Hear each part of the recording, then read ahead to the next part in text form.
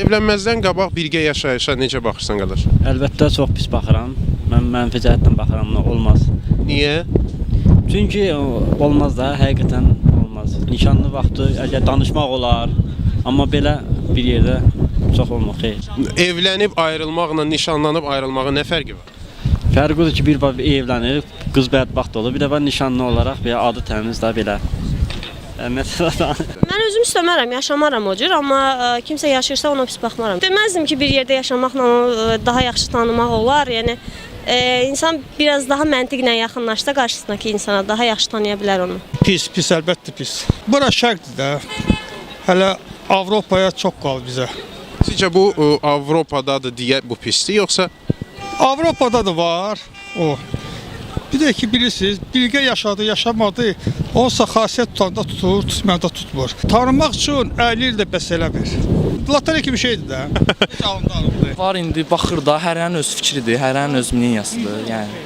Pis bratan. Ona gərək evlənəndən sonra yəni cinsi əlaqədə ola bilərlər. Belə evlənməmişdən qabaq brat, elə oğlan özündədir ki, səhv brat, başa düşdün o, yəni elə hərəkət edirsə brat, yəni o hələ özü bespantovdur da, yəni bratan, o evlənəndən sonra, təmiz gəlin olandan sonra halallığı ilə bratan. Prosto ki, bratan, sən necə, indi ki, bir dəqiqə cavanların çoxsun brat, sevgin brat, yataqda tapırlar. Başa düşdün, hələ çoxu da ona görə olur. İlk öncə gərək çox münasibətli olsunlar, tanısınlar, sonra ailə qursunlar. Amma bu yaşayış formasında olsun, yoxsa sadəcə elə qol-qola girib parkda gəzir? Baxır insanlara, fikirlərinə. Siz evlənməzdən qabaq kişi ilə qadının birgə yaşamasına necə baxırsınız? Normal. Yox, evlilikdən qabaq yox, şəriət var. İnsanların indi psixikasında dəyişikliklər çoxdur. Keçmiş dövrdə bu boşanmalar olmurdu. İndi sivilizasiyaya gedirik. Olar, yəni bir-birini tanımaq üçün zaten.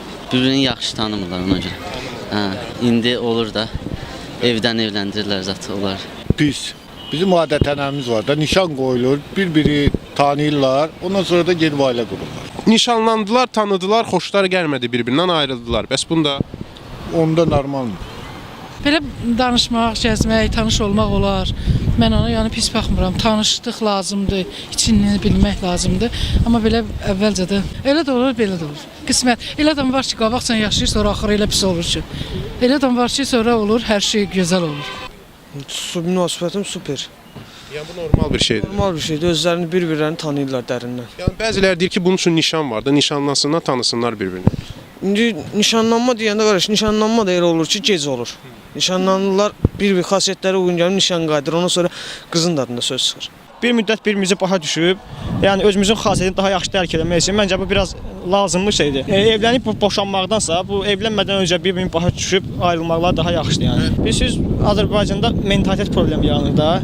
Amma mənə görə yəni normal şərtlərdə, yəni həddi aşmadan, nə deyim, Evlənməkdən qabaq birgə yaşamaq, yəni Azərbaycana xas olmayan bir qanundur deyək. Nəyə görə? Çünki Avropalaşma hələ Azərbaycanda tam getmir.